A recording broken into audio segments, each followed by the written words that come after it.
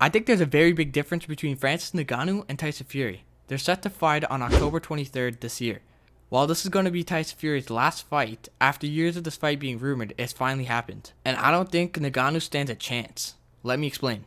In one corner, we have Francis Ngannou, former UFC heavyweight champion, known for his knockout power and athleticism. And in the other corner, we got Tyson Fury, the tower figuring of boxing. Fury's dominated the heavyweight division, winning multiple world titles, including WBC, IBF, WBO, and IBO belts. But how would he do against Ngannou? Let's break down this boxing match. Ngannou, 36 years old, 6'4", 257 pounds, and has a reach of 81 inches.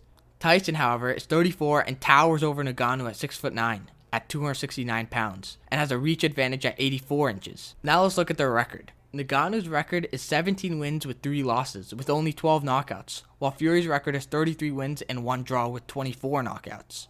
With both of them having won heavyweight belts, they're both pretty similar, but let's look at their style. Fury might not look as athletic, but he sure can pack a punch. Fury's been boxing for 15 years while Ngannou's just starting out in boxing. But that doesn't mean Ngannou doesn't know how to box. He's been in MMA for about 5-6 years, but that's a whole different sport. Ngannou's definitely can't be throwing punches like this with 8-ounce gloves. The sport requires a lot of technique.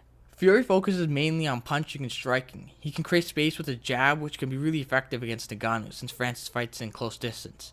Fury's not the quickest fighter, so he can use his footwork to create angles to throw punches, and even counter punches. Fury has one of the highest IQs in the division, which I think is a lot better than Francis. He also knows how to use his feints well.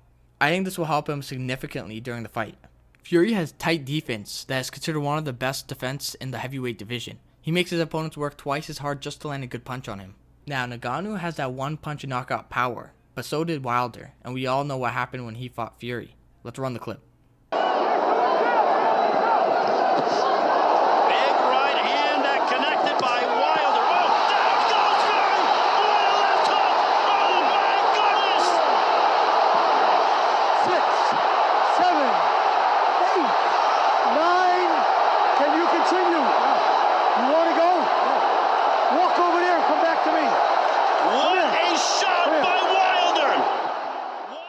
Ngannou's in a way better shape, which should give him a power and speed advantage. But even though Francis has a power and speed advantage, he can never really fight a full 12 rounds.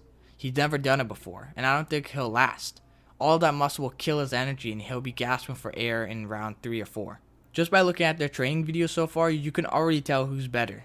Fury looks way more conditioned than Ngannou. Francis is getting better, but his form is still horrible compared to other boxers.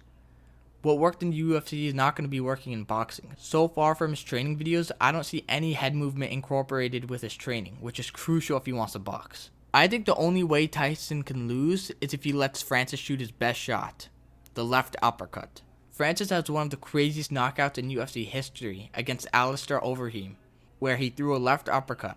Ngannou just needs to polish up the form in that shot, because it's horrible.